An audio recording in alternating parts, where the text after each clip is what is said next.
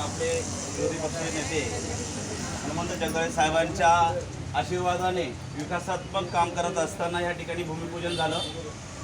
जे काही आपले जगदाळे सेठ आहेत हे हुबेहूब आपल्या जे काही आपले रामचंद्र ठाकूर साहेबांच्या विचारावर लोकांचे कामं करणारे आहेत आणि मला वाटतं की जो वसा त्यांनी घेतलेला आहे जगदाळे सेठांनी तो वसा आपल्याला घ्यायचा आहे।